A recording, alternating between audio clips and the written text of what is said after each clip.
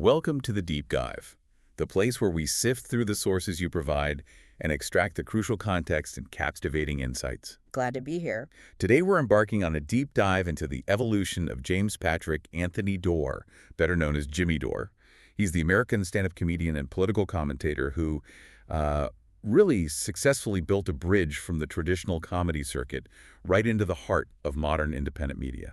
It's a really compelling study, actually. You look at the career longevity and the adaptation involved. Yeah. We're tracing a professional journey that starts way back in 1989 and continues today. It demonstrates this remarkable ability to pivot and, well, grow alongside the media landscape itself. Right. He's 60 years old now. And the sources show he really mastered that shift, moving from, late-night TV appearances and public radio to becoming this dominant, independent digital personality. It's quite the transformation. It really is. And when we talk about dominance in the digital space, we really need to frame this deep dive with some context on his current reach. This is, I think, the crucial context for understanding the sheer scale of his influence. Absolutely. You have to look at the numbers. His flagship channel, The Jimmy Dore Show on YouTube, it's been running since 2011. And the sources confirm he has cultivated an audience of, get this, 1.62 million subscribers. Which is huge for an independent channel. Huge. And critically, his content has generated over 1 billion views. 1 billion.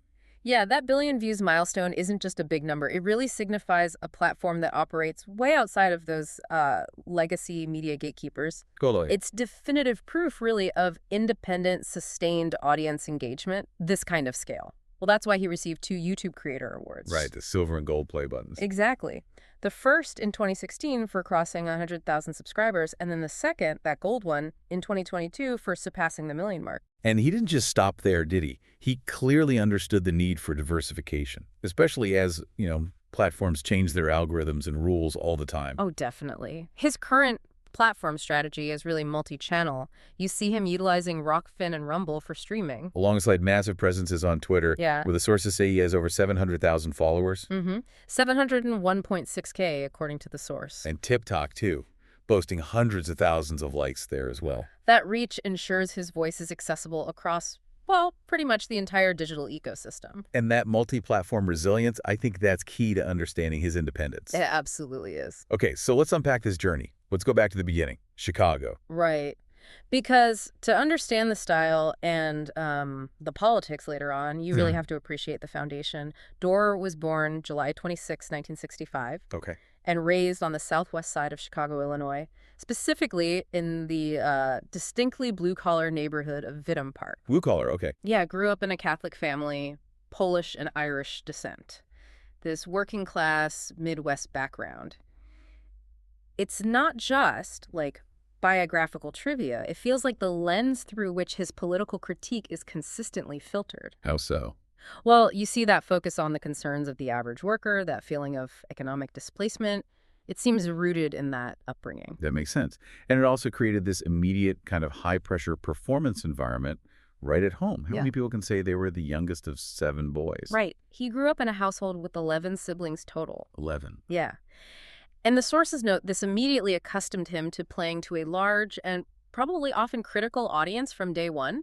It sounds less like a typical childhood and more like a comedy boot camp, doesn't it? Totally. There's an anecdote in the sources that he actually utilized comedy as a coping mechanism, specifically to avoid being beaten up by his older brothers. Wow. Yeah, that kind of high-stakes instant feedback loop where, timing and delivery literally determines survival. It gives you an incredibly sharp and robust comedic talent. You can see how that translates well to the aggressive, pointed political commentary later in his career. But the path to this stage wasn't exactly linear, though, was it? After attending Catholic schools for 12 years, he spent 3 years at Illinois State University, but then dropped out. And then took that blue-collar detour you mentioned earlier, working as a forklift driver. Right, forklift driver job. Yeah, that working-class experience before returning to finish his education, it adds a certain authenticity, maybe, to his later political messaging. Seems plausible. He eventually circled back, graduated from Columbia College, Chicago, but not with a theater degree, interestingly. No, with a degree in marketing communications. That marketing communications background is actually quite insightful, isn't it, given his later career pivot? It really is. It suggests he was equipped pretty early on with the skills to understand, audience targeting, and message dissemination. Skills which are absolutely critical for building an independent media platform in the 21st century. Exactly. But before digital media was even really a thing, he started the traditional route. He hit the stand-up stage in Chicago back in 1989. So that decade of foundational work, Yeah. really honing the craft. Gave him the chops, yeah. When he moved out to Los Angeles in 1995 to chase bigger opportunities, he was already blending influences. Okay, who? Well, the sources say while he respected observational comics, people like Jerry Seinfeld, Sure. his true comedic heroes included the giants of political and anti-establishment satire, George Carlin and Bill Hicks. Okay, that makes a lot of sense. Yeah, that dual influence, the mastery of timing from observational comedy plus a commitment to that countercultural critique, it really seems to have defined his trajectory. And he achieved those traditional markers of success pretty quickly out in L.A., right? Appearing on high-profile late-night television. ABC's Jimmy Kimmel Live, CBS's The Late Late Show with Craig Kilborn, NBC's Late Friday. So he wasn't just working the club circuit. He was getting recognized as a national talent. Definitely. And those pre-political milestones, they establish his credibility within the comedy world. We see him lead a Comedy Central Presents half-hour special in April 2004. Which is a significant achievement, yeah. A very big deal for a stand-up. He also wrote and performed in that successful off-Broadway show, The Marijuana Lugs. Right, I remember that. And his touring life was extensive, hitting major casino venues, Vegas, Reno, even performing for U.S. troops over in Afghanistan. So this period really confirms that he had perfected the art of performance, the stand-up craft, well before he became known primarily as a political pundit. Absolutely. That strong comedic foundation is the essential context for what happened next, around 2005. Okay, the pivot. The pivot. This wasn't like a slow creep toward political material. The sources frame it as a conscious, defined shift. He made the decision, right, to shift his stand-up set toward dedicated political commentary. Exactly. Moving from just a standard collection of jokes to a full 50-minute show focused on that sticking it to the man kind of comedy, as the source described it. That shift is huge for a comedian, isn't it? You move from the broad, almost universal appeal of, say, observational humor, right, to highly... Creatively, it must require a completely different kind of writing. Totally different. One based on current events, specific institutional critique. It's a much riskier path in some ways. But that conscious choice to embrace the political subject matter fundamentally changed his career path. And this evolution, it birthed the key project that really served as the bridge to his digital media future. The one-man show, Citizen Jimmy. Yes, launched at the UCB Theater in Hollywood. And what's fascinating here, as the sources point out, is the technical innovation he introduced. Go on. Well, Citizen Jimmy wasn't just him standing there talking politics. He innovated the form. He started incorporating video clips, politicians, journalists, various public figures directly into his stage performance. Ah, interesting, like on screens. Exactly. And at the time, he himself noted that basically no one else was doing this in the stand-up world. So using multimedia on stage? Yeah. That integration of video content, it kind of turns the physical stage into this, like, proto-YouTube screen we were talking about earlier. It really laid the groundwork for his eventual digital content format. And the reception for Citizen Jimmy was pretty tremendous, wasn't it? It was huge. The special aired on Comedy Central in August 2008, garnered significant recognition. It was chosen Best of 2008 by iTunes. Wow, okay. And Punchline Magazine recognized the accompanying DVD as one of the 5 best comedy DVDs of that year. So it really validates the political comedy format he was pioneering. And concurrently, he was also exploring audio media too, right?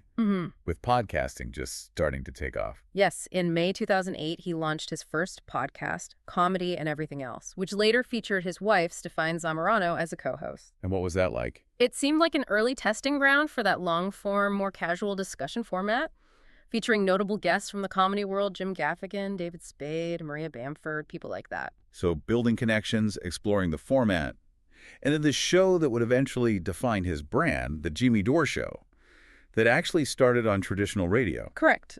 Beginning in June 2009, it was produced as a weekly comedic news show, broadcast first on KPFK 90.7 FM in Los Angeles. The Pacifica station. Right, and then aired nationally through the Pacifica Radio Network. And that run lasted quite a while. It did, until 2021. It provided him with a solid, consistent broadcast home and really demonstrated that his political critique had strong resonance within those established progressive media circles, even before his digital platform truly exploded. But the real game changer, as we identified, was his immersion into the world of online video, which kicked off around 2012. Yeah, and this brings us to that era of really rapid digital growth and the pivotal partnership he formed with the Young Turks network, TYT. Right, TYT. His affiliation began around 2009, the sources say, and lasted for a decade until 2019. And he wasn't just a minor player there. He was a frequent, high-profile contributor. He even hosted his own show within their network, Aggressive Progressives, starting in 2017. So the TYT era was crucial then. Oh, absolutely crucial. It provided him with a massive, dedicated, progressive audience base to start with, plus, production infrastructure, cross-promotion. It definitely helped establish his initial YouTube footing. But crucially, during this period, he was also systematically building his own autonomous platform on the side. Exactly. In June 2012, he launched his specific iteration of The Jimmy Dore Show on YouTube, his own channel. And this is where that narrative of independence really starts to take shape, isn't it? While he's affiliated with this major progressive network, he quickly moves to broadcasting, famously from his own garage. Right, the garage studio. It became iconic. And by 2019, he had scaled up production massively, producing videos almost daily alongside weekly live streams. This huge output basically transformed him from just a commentator within a network to a fully functioning, independent digital production house, all run from his home setup. That increasing scale and maybe the pursuit of total content freedom, that eventually led to the inevitable split with TYT. It seems so. In April 2019, he officially departed the TYT network. And did the sources say why? He explicitly cited a desire to focus entirely on his own show and his stand-up performances. Leaving a major progressive media network like TYT, that was a massive risk. Yeah, you're sacrificing built-in visibility infrastructure. For sure. But what he gained, or aimed to gain, was absolute editorial control. No network oversight. And that complete independence, that really became his brand, didn't it? It really did. Since 2021, The Jimmy Dore Show has been fully self-sufficient, and his platform choices, they reflect that kind of anti-establishment ethos. How so? Well, he streams live via Rockfin and Rumble, in addition to YouTube and Twitter. Choosing these alternative platforms rather than maybe more traditional subscription models like Patreon or Substack, it aligns perfectly with his message of resisting mainstream infrastructure and perhaps avoiding potential content censorship sometimes associated with the larger established tech giants. That logistical undertaking, going from a supported network environment to running an independent operation capable of daily production and generating eventually 1 billion views. Yeah. It speaks volumes. It really does. Speaks volumes about his dedication and the direct audience support he must have cultivated to make that sustainable. And beyond his, daily digital output, he also ensured his message was recorded in longer form media too. Right. In 2014, he published his first book, Your Country Is Just Not That Into You. Catchy title. He followed that up with another comedy special, Sentenced to Live, in 2015, and he also made an appearance way back in the 2008 documentary film Super High Me. So these diverse outputs, they reinforce that blend of comedy, critique, and commentary that really defines his public persona. Exactly. So, okay, having mapped the career arc from Chicago comic grinding it out to this independent media power, we should probably delve into the core of his show now. His political philosophy, and the progressive organizing efforts he's championed. Yes, absolutely. Because his material is consistently and feastly critical of institutional power. The sources are very clear that his commentary targets the base players. Wall Street, the military-industrial complex, big pharma, political operatives, and mainstream media. It's a pretty unified anti-establishment focus. That seems to be the backbone of his progressive critique. And this stance, it informs his specific perspective on comedy itself, doesn't it?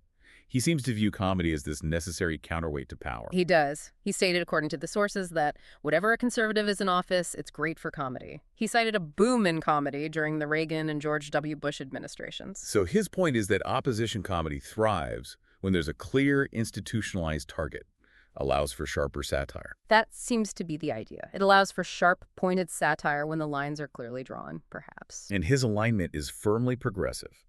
The Los Angeles Times characterized his program as having an affection for Bernie Sanders and disdain for establishment Democratic politics. Yeah, he was a vocal, passionate supporter of Sanders during the 2016 primaries.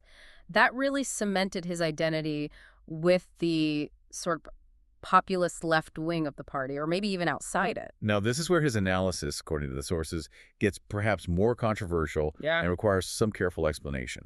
During the 2016 general election. Right. He articulated this premise that a Hillary Clinton presidency would actually be worse for progressives than a Donald Trump presidency. Okay, unpack that. What was the reasoning described? Well, the underlying political calculation described in the sources was complex. His theory essentially suggested that a Trump victory would better expose the failures of the establishment, both Republican and Democratic. By being so overtly, perhaps, problematic, it would potentially accelerate the need for a truly progressive alternative. Whereas a mainstream Democrat victory, like Clinton's, might just placate the progressive base enough to prevent fundamental change. So it's a kind of accelerationist view. Yeah. That worsening conditions might speed up radical change. That's how it's often characterized, yes. Yeah. This accelerationist perspective is pretty critical to understanding his strategy and his critique of the Democratic establishment at that time. And that deep distrust of the established two-party system, that seems to be the engine behind his long-standing advocacy for a third party. Absolutely. As far back as 2017, the sources quote him articulating his frustration directly. He said, "If you don't think we need a third party, you're not paying attention." Pretty blunt. Very blunt. And this wasn't just talk, was it?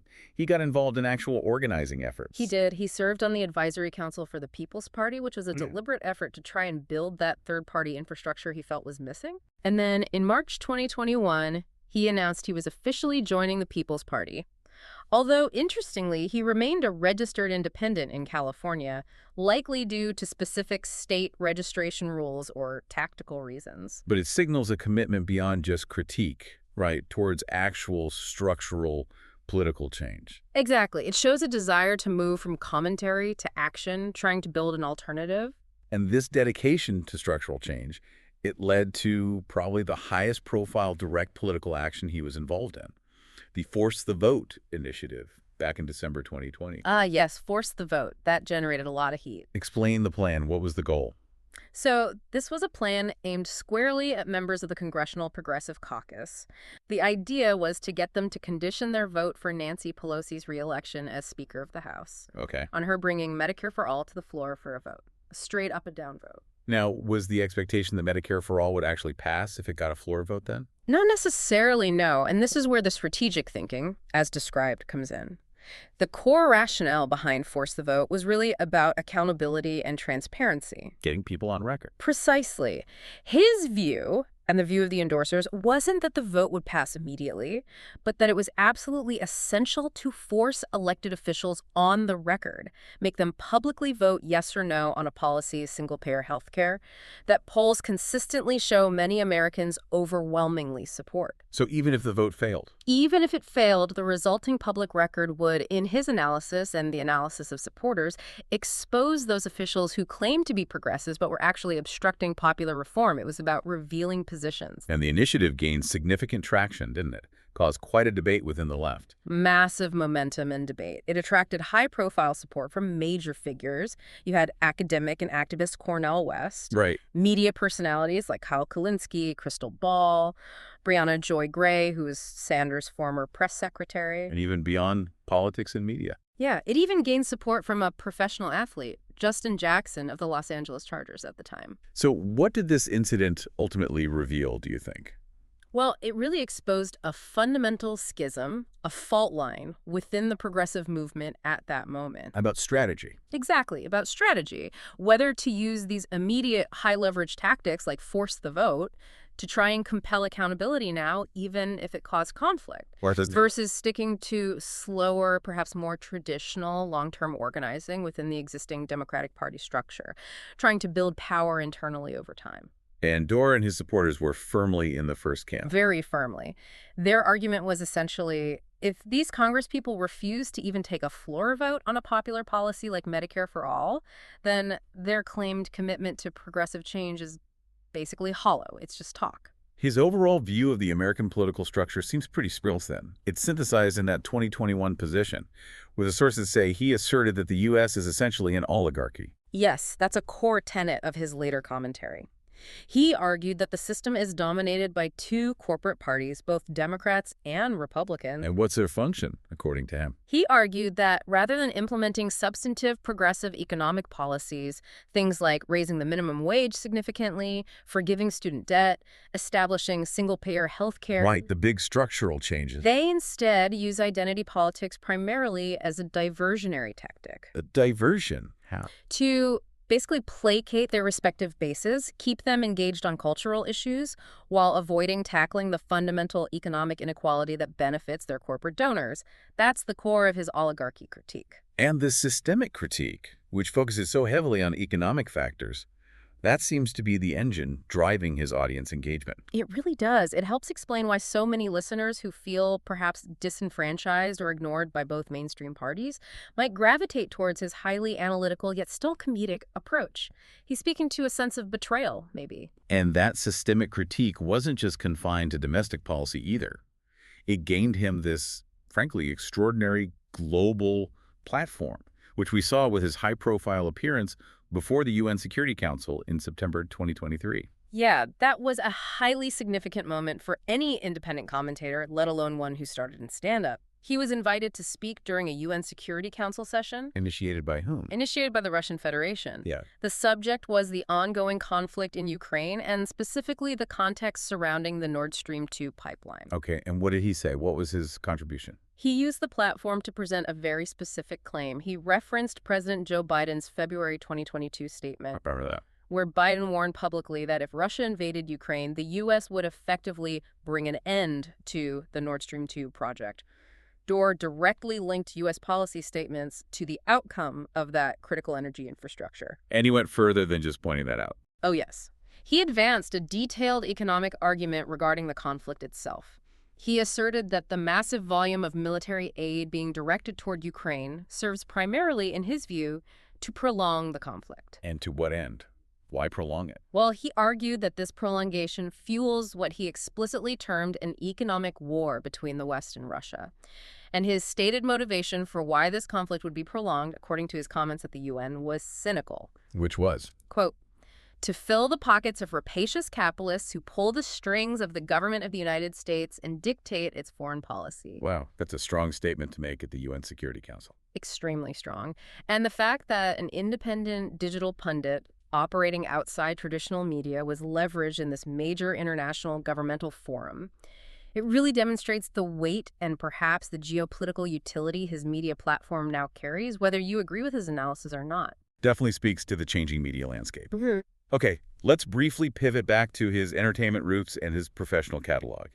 It shows the trajectory of his comedic career quite clearly. It does. His discography really traces that transition from purely stand-up to political commentary.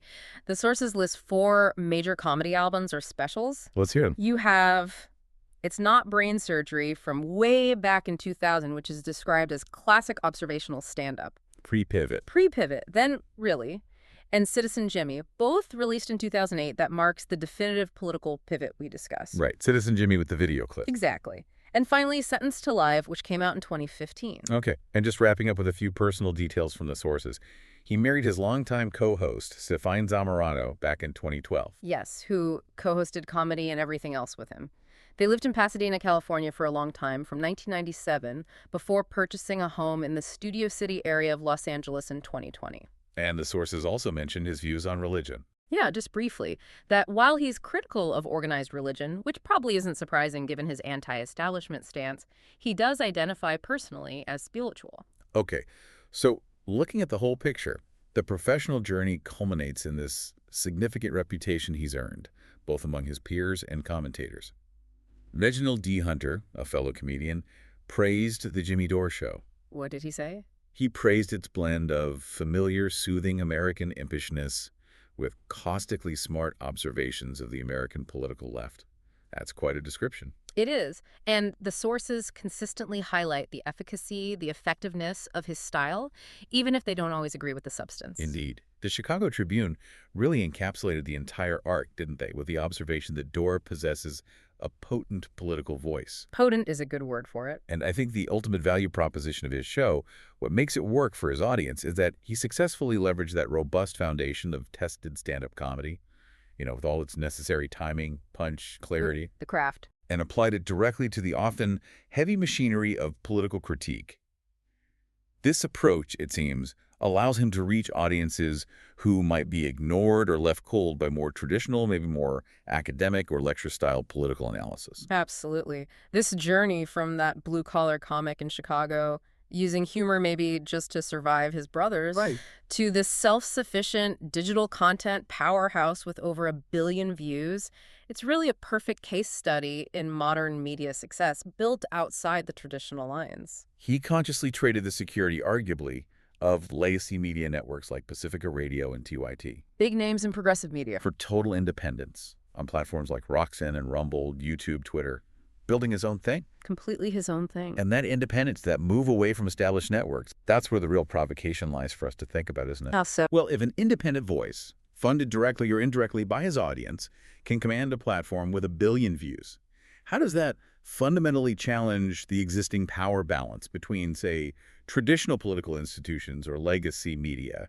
and these new independent commentators? That's a huge question. Does that scale of media independence empower a totally new kind of activism and critique? One that, crucially, doesn't need to ask permission or adhere to the political standards or the acceptable discourse defined by traditional institutions? Is this the new frontier of political influence, maybe, Mhm. where reach equals power in a way it never did before? That ability to completely bypass the traditional media infrastructure, the gatekeepers, and build a massive direct channel straight to the audience, it fundamentally changes how political arguments are made and, maybe more importantly, who is allowed to make them on a large scale. It forces everyone, I think, to reconsider what truly constitutes a major media voice in the 21st century. It's not just about network affiliation anymore. Not at all. It's about audience, engagement, and impact, wherever that platform might be. Fascinating food for thought indeed. Well, that's our deep dive into the evolution of Jimmy Dore for today. Always a pleasure unpacking these complex trajectories and the changing media world. Always is. We'll catch you on the next deep dive.